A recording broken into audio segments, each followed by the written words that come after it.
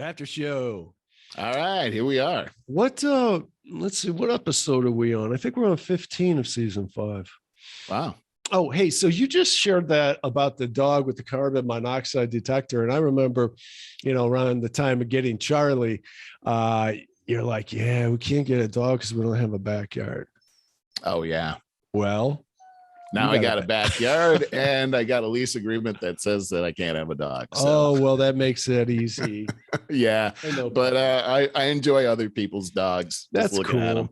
Gotta tell you, man, one day. Huge responsibility. And I will suggest when that day comes, rescue an older dog. Going through the puppy years, man. Crazy. I would, I see what you're going through, and I don't know if I want any of that. You better have the time for it. Yeah. Well, that's like when we got Stella. She was 5 years old and she was all trained and had been to obedience school and all this stuff. So, I mean, she was pretty easy compared to what you have. I remember having a puppy. It was a lot like having a baby.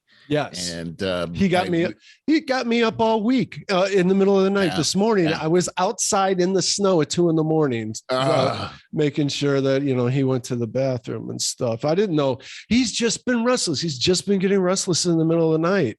And man, it's hard to get back to sleep after you've been waiting around in the snow. Right. Yeah. Exactly. Yeah.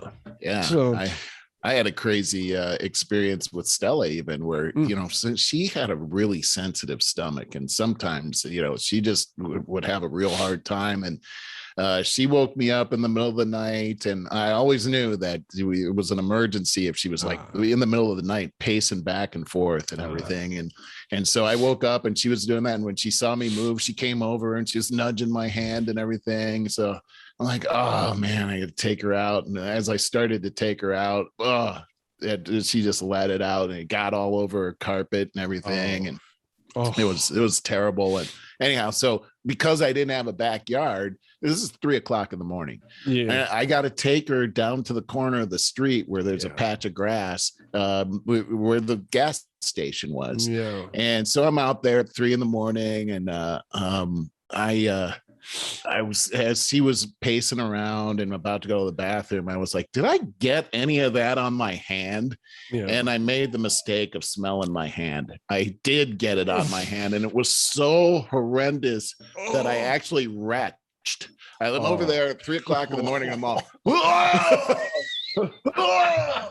and there's a guy getting gas over there that starts calling me, and I'm like, "What? Why are you calling me?" I'm He's like, "Hey man, aren't you?" He thought, for some reason, I was a player from the LA Lakers.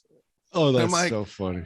Does he typically retch in the corner like this? Why do you think I'm a guy from the Lakers? Oh, God. Too funny. Yeah, it's just the things you go through for your, I mean, she was like my baby, whatever it takes, I'm going to do it for her, even to those crazy extents. Oh, yeah. Oh, for sure. Okay. Skipping around wherever you want to go, but I got the Olympics. The Olympics. What's going on? They started today, so I didn't know. We got the whole thing happening. It started at 6:30 a.m. your time because it's in Beijing, China. So we had the opening ceremonies happening at the Olympics. Let me see if I got the thing here. It's kind of a big deal here. So 6:30, the whole thing started. You'll be able to see the Olympics later on tonight. NBC is carrying this. You can see it live on, I think, all the way up until 11 o'clock your time today on NBC, and then again at 8 p.m. tonight. It's going to be coming on. But yeah. Where do they stand with the woke stuff, trans people trying to take medals, stuff like that? What's going on? That's a good question. I haven't read anything about that really happening here with the Olympics, but I'm not really sure. I think we're going to see that. I know some people were in competition for that whole thing. So we are going to probably see some stuff happening here. Yeah. I don't know. But already some events are taking place. The figure skating competitions are taking place. Before the show started, I was able to see some video clips on my phone of some of the ice skating couples ice skating, which is pretty cool. I mean, I saw this guy throw this woman so far up in the air. It's so crazy, the athleticism of these skaters out there. I'm a fan of couple skating and women's ice skating, not so much of the men's figure skating. I don't know. It's sort of not my bag, but I think it's the outfits that they wear are so flamboyant. I'm not into it. But did you see that movie with Will Ferrell? And that was, I'm not a big Will Ferrell fan. I mean, he can be kind of funny, but it's normally not my thing. But I thought that movie was funny.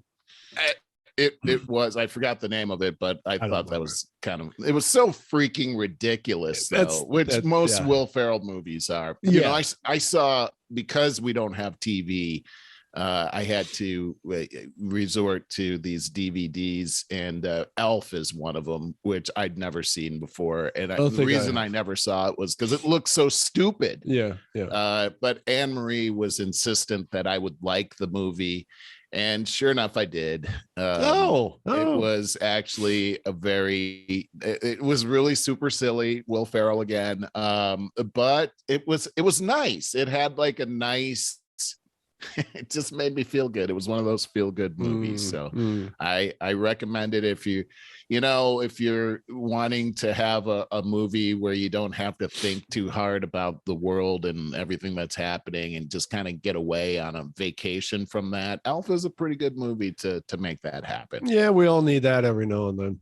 You know, I've also been thank God that I got the all of the Schitt's Creek package of all of the episodes, because we've been binge watching that, and boy, I gotta tell you, Barry, I don't know if you tuned out of that one about season 5 or something.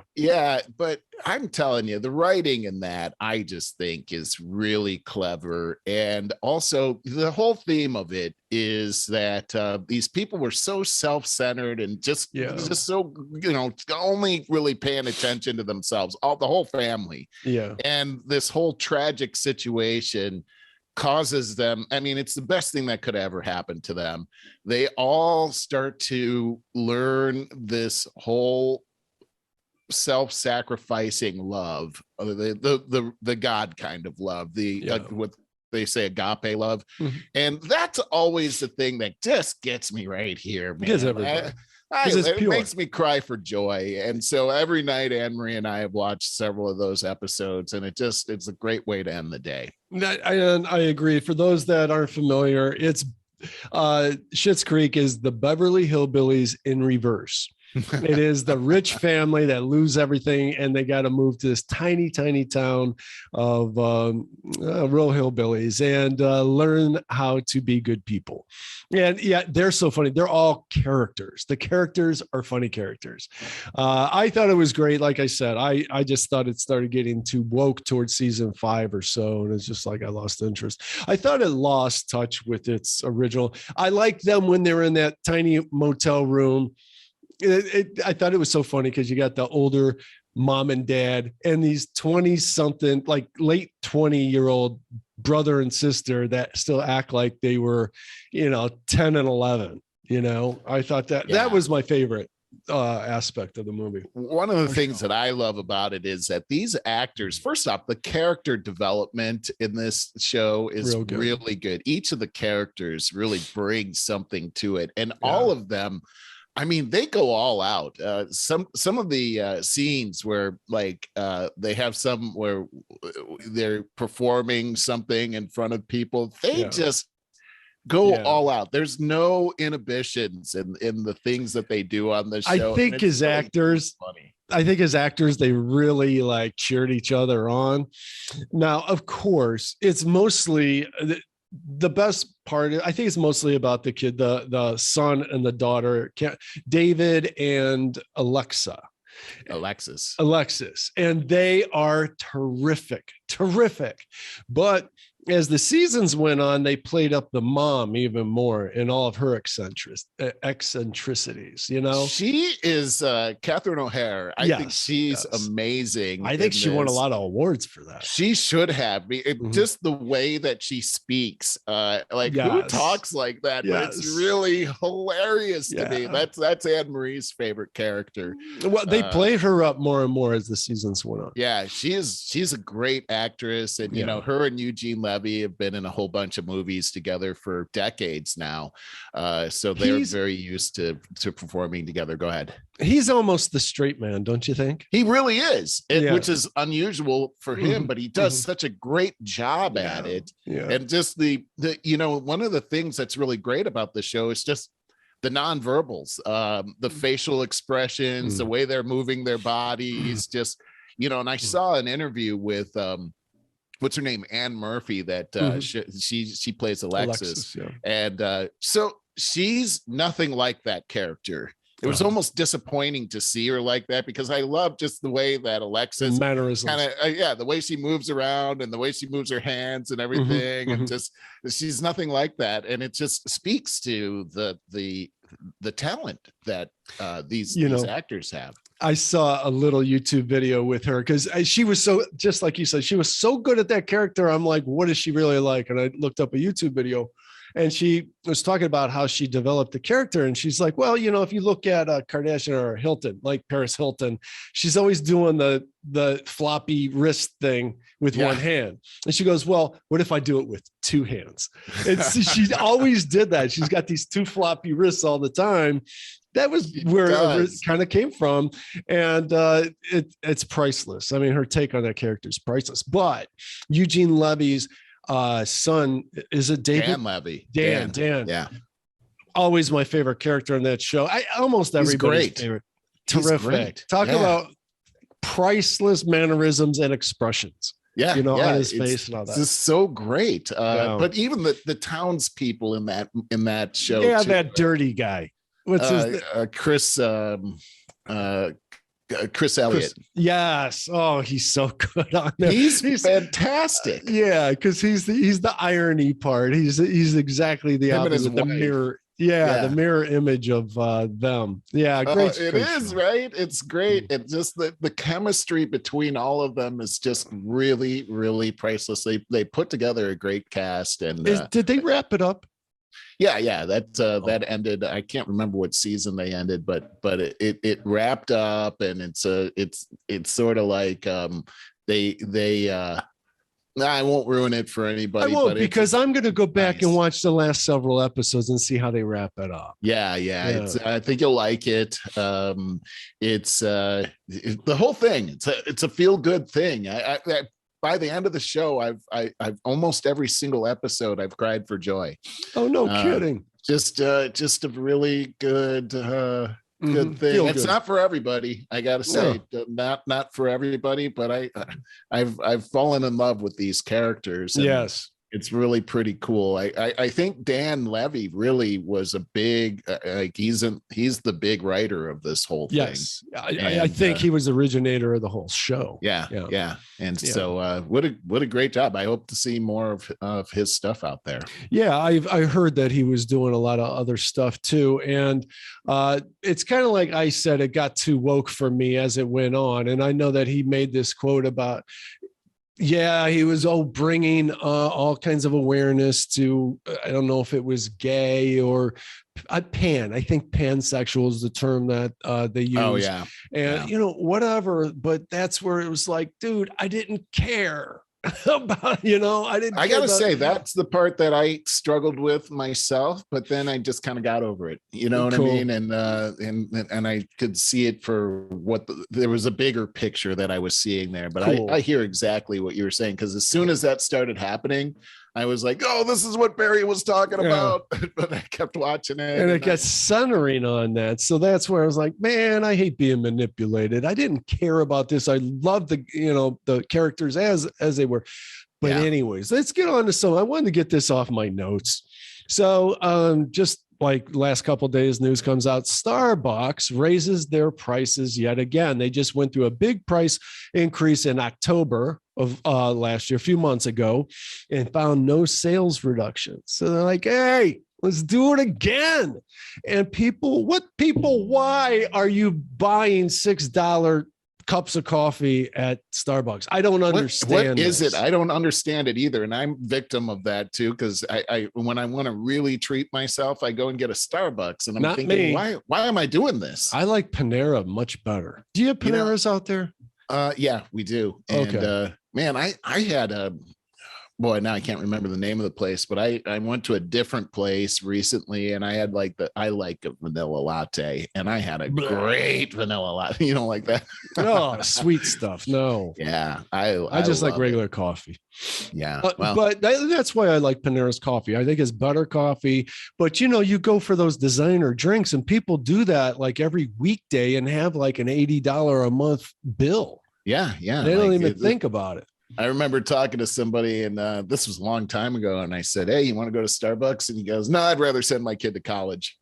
Exactly. And that's kind of like Whole Foods. We have always had this flagship Whole Foods out here in University Heights, and we've loved it for years, but it just got more and more expensive. And to the point, it's kind of like the Heights itself. It's like, wow, we keep spending more and more and getting less and less for it. And I never go there anymore.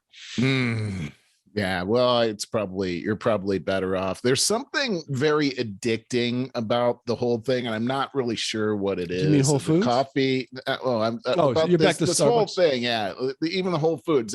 I equate them both to each other. There's something about this that causes people to want to do that, and I don't know. I think it's like I'm treating myself or something like that. Maybe. I don't know. Yeah. How about Biden aims to reduce cancer deaths by 50% over the next 25 years? How is he going to do that? Yeah, he's going to just keep an eye on things for the next 25 years. Sure. That is a problem that we have with our government. And it even gets to things like when people want to talk about climate change, they will only look for this quick shot in the arm kind of things because we have term limits. And so if anything like a 25-year plan, well, as soon as you're out of office, it's up to somebody else as to what they're going to do with it. And that's a shame because there are things that take 25 years, that you got to keep your finger on the pulse of. So anyways, I don't know. I didn't read the article on that. I just kind of heard the headlines on it and I thought, I think that he's got bigger fish to fry right now, to tell you the truth.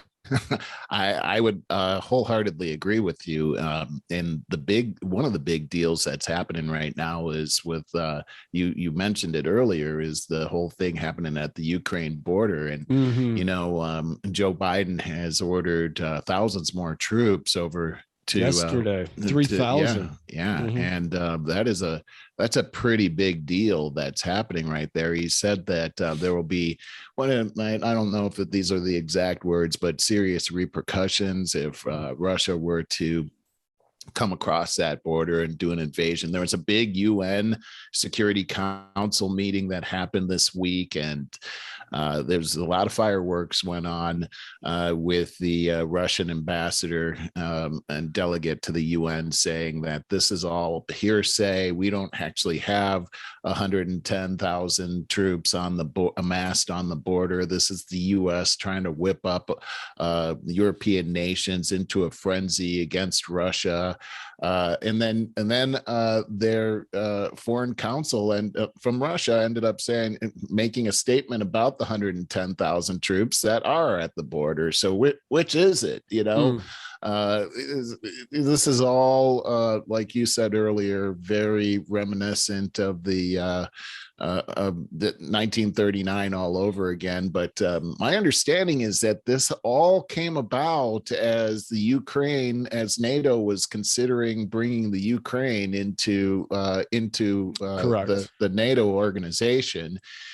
And I also see an article here where Putin and Xi Jinping are going to be meeting here at the Olympics this week to talk through this. It looks like Xi Jinping is giving a lifeline to Putin. The Biden administration has threatened all these sanctions against against Russia, which will definitely hurt their economy. But here comes Xi Jinping to swoop in and remedy all of that by just switching it all over to China. And I really look at this whole scenario that's brewing right now. And I think, boy, what a distraction for the Biden administration being focused on what's happening in Russia and in Crimea, when China has these designs on Taiwan, on Australia, on Japan, and on us.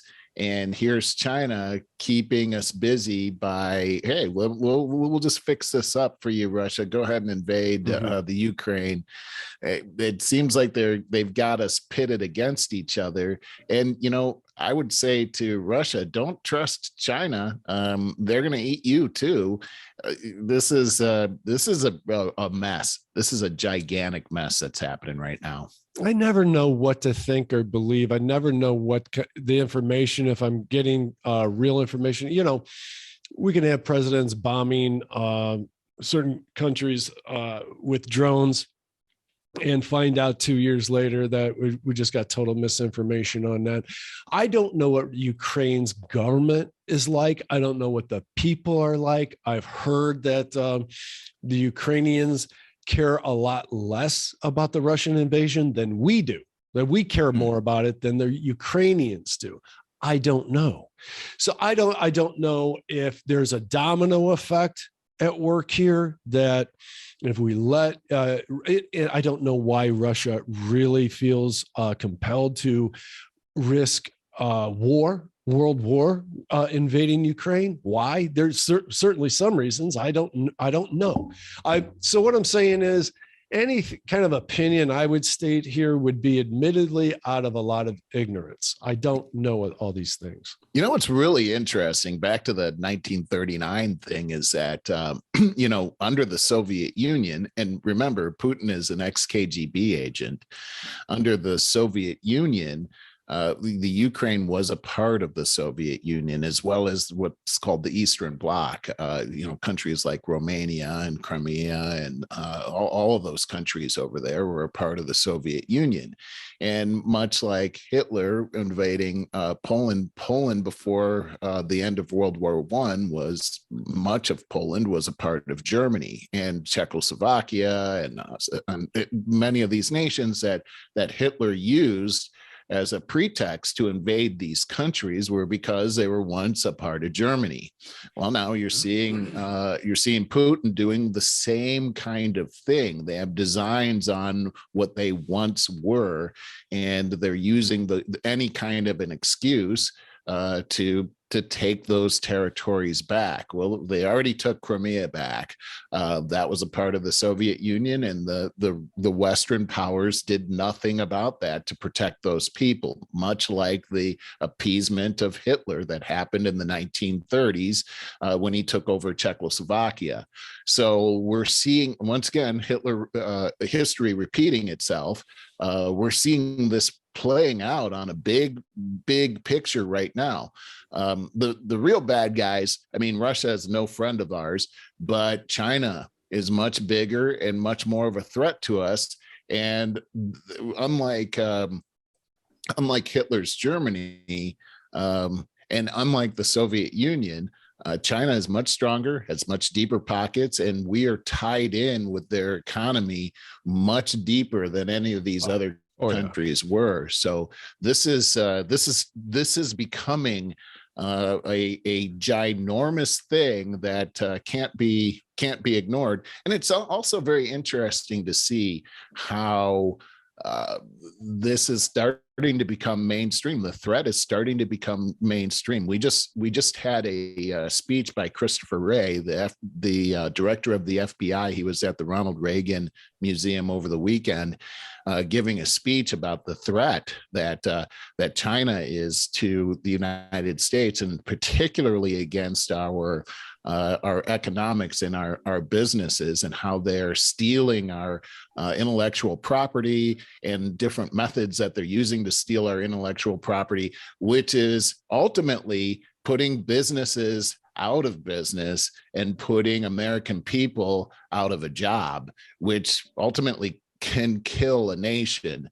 And so even Nancy Pelosi today speaking of the Olympians that are over in China right now, put out a warning to be careful what you say in China. These people are belligerent and they're brutal, and you've got to be careful what you say over there, because she didn't go into the repercussions, but people disappear over there. Mm-hmm. And they're very, I don't know if you knew this, but in the Olympians have had to load an app on their phones in order to participate in the Olympics, which we know is surveilling everything that they have, every conversation that they're having, even when their phones are off, everything's being monitored. Mm-hmm. And they're told by the Chinese people not to speak of their opinions regarding China or any of the human rights violations that they so-called think are happening in China, or there will be serious repercussions for them. Mm-hmm. A very tense atmosphere. And at the same time, I saw some of the opening ceremony. It was glorious. So it's this huge, glorious thing happening, and behind the scenes, this horrible, brutal thing happening. It's really, this is the juxtaposition of the whole thing. It's really pretty crazy. Yeah. Back to the Russia invasion of Ukraine and our involvement with it, our profound involvement with it. This is just me talking, but it was just like 2 months ago, Biden made a mess of Afghanistan, the withdrawal. And the generals, the military industrial complex was very, very, very unhappy about that. And there went the lifeline to all of these private contracts of all these people that were just being fed trillions of taxpayer dollars, and all of these generals and everybody involved in that with their kickbacks. I feel that he was kind of told by the deep state that, look, we'll get you out of this mess that you created as long as you get us back in and replenish this. And here we are 2 months later. And that's just me talking, because I'm telling you, I never know what to believe. I believe that a piece of everything that we see and hear is correct, is true. Probably a piece of what I just said is correct. But I don't know. It always unfolds months later, even years later. And it's like, wow, we never saw that coming.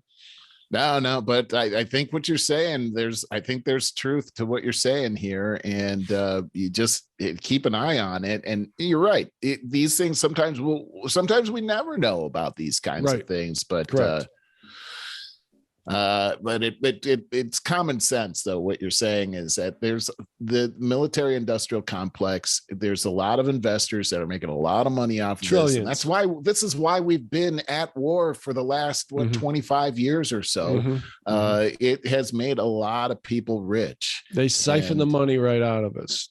War is very profitable, and death has become very profitable. Look at the healthcare industry. Yes. And especially the pharmaceutical industry. Especially. Yep. So it's unfortunate that capitalism can work in such a negative way. I hate that it can work like that. Go ahead. Oh, I was just going to say, speaking to the pharmaceutical industry, you were just talking about, Lisa and I started watching a show, I think it's on Hulu, starring Michael Keaton. And off the top of my head, I can't remember the name of it. And Michael Keaton's always so good. But it is about the pharmaceutical industry when they started pushing OxyContin. And I believe it's very factually based, but it follows a doctor in a family doctor, primary care physician in a very small town. And how a very good guy, played by Michael Keaton, and how he gets bamboozled into starting to prescribe the OxyContin and all that. It's a mining town, and all these people with all their aches and pains start going away, and then they keep increasing the dosage and the propaganda, and all these people get really addicted. And we know what happens historically. I don't know, hundreds of thousands of people that have died as a result of this, not to mention have transitioned over to heroin. And they've been sued for it, just like all these other big pharma companies have been sued. They settle their lawsuits and they still make profit, and nobody goes to prison. It is a bigger mess than we know or give credit to. And in these companies that it's been like since the 80s people have to fight against, have become so bloated with money that they can hire the best lawyers in the world to defeat you, or drag it out so far and so long that you end up going broke trying to defend yourself, or you die because not only are you running out of money, but you're sick because of the drugs that are being that you've been affected by. It's heartless, and it sounds almost heartless. Conspiracy theory, but it's proven fact. We see it happening. We see it happening all the time. It's a big deal. And this will tie into, I do intend very much to do that summary of that Jordan Peterson guest episode.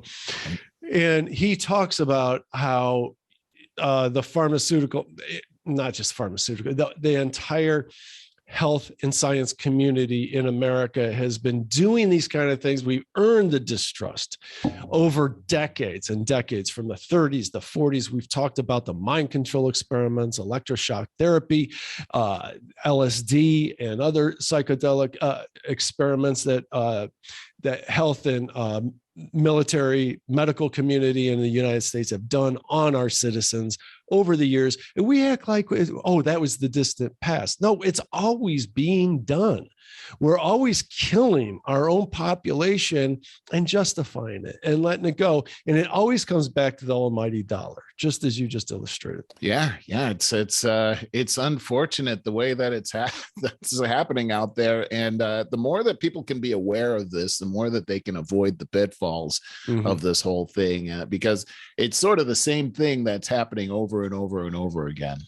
Yeah. And it's the Hippocratic Oath today is being absolutely disregarded. That is, no harm. Do no harm. And if you can do, if you could find a way to get people better without medical intervention, that's part of the Hippocratic Oath. Don't do medical intervention. And no, that's being completely bastardized today. But we'll talk about that more. And we got to talk about how we can talk about more sensitive matters with it.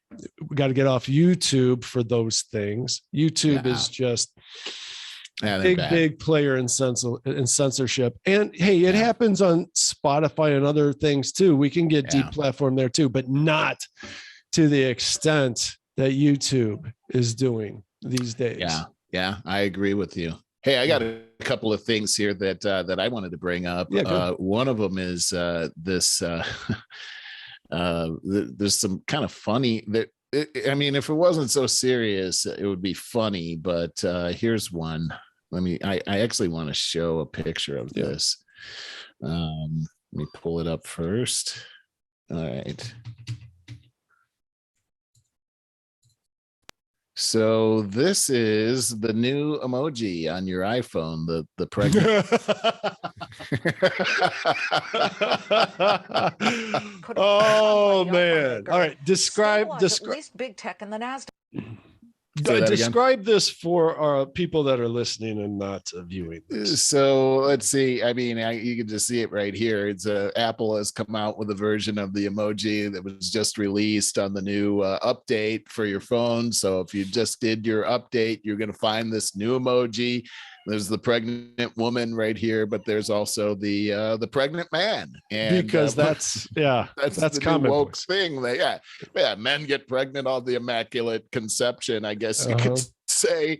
But gosh, you remember back in the Democratic debates that happened, the Democrat debates that happened about a year and a half ago, where they were talking about men being able to get pregnant. And it's like, well, I haven't heard of any of them getting pregnant, but apparently this is the ridiculousness that's happening right now is over the top. And I suppose this emoji could also be as a joke, like, oh, I shouldn't have eaten so much, and you send this and no. But it's going to be argued that it's factual that men could get pregnant because all it takes is a biological woman to say that she's a man, which is legally that is what that will be. And then if she gets pregnant, then, well, you got a man that's pregnant. I mean, but you need the female plumbing in order to, see a pregnancy through. Or to conceive. Yeah. Here's another wokeism that's going on here today is the University of Nebraska. Let me show you this one. They just recently had to change their mascot. A very subtle change though, as you'll see here. Hopefully it'll come up. Internet, come on, you can do it. Well, yeah, you just anyway. There it is, right there. Yeah, what's the subtle change? What's the change? See, it's almost hard to see, right? Do you see it at all? I'm looking. Holy crap, this is like, oh yes, the hand gesture. There it is, right there. Oh, the okay sign. Unfortunately, somehow the okay sign has been equated to white power, and they were because one dope kind of twisted that and it caught on. What was the situation when that transpired? Oh, the guy on Jeopardy, he kept doing or didn't he do the 2 and the 3 or something like that? And then some dope said, oh, it's a W for white supremacy, and people, oh yeah. Well, it's white power because it's like you have to do it with a certain hand, whichever, but it's a W and a P. And so somehow, it's you got to be very creative to find offense these days. And there is a certain portion of our population that has figured that out. They specialize in being offended, and they just kind of ruin it for everybody. So the University of Nebraska has decided to go ahead and change their mascot. And at one point, their mascot was the mascot of the year, and I just think these kinds of things are just absolutely ridiculous, and I hate that we're giving in to these kinds of pressures. I hate this. Is like the only time Nebraska's ever been in the news, and this is what they're in the news for. Yeah, it's too bad, right? Yeah. It's just too bad. Oh, what else you got? Or should we wind up? Yeah, I got another one here. Okay. So Joe Biden has made a big deal out of appointing a new Supreme Court justice because Justice Behr is actually going to retire. And he has said that he is going to nominate a black woman as a Supreme Court justice, the first black woman. Because leading with your wokeness worked out so well for the vice president nomination. Yeah, absolutely. And so, but here's something that I found out that's first off, I was offended by the whole thing because it's like, wait a second, shouldn't we hire the best person for the job? I mean, maybe it's going to be a black woman. I hope that's what it is. We talked about the NFL earlier and the whole thing about black coaches and everything like that. But I don't care what color they are. Sure, I don't want it to be unfair towards any race, but I want the best person. I don't care what color they are at all. I just want the best, and especially when it comes to the Supreme Court. Why does it have to be a black woman? We've heard people come out and say, okay, so what about gay people? What about Hispanic people? Are we going to discriminate against them because you want this? You're never going to make everybody happy. So why not just have level set and make it the best person? But here's something that I found very, very interesting. It turns out that when Justice Sandra Day O'Connor announced her retirement, that there was a Supreme Court nominee that Bush wanted. Her name is Brown. Brown was on Bush's short list to replace her.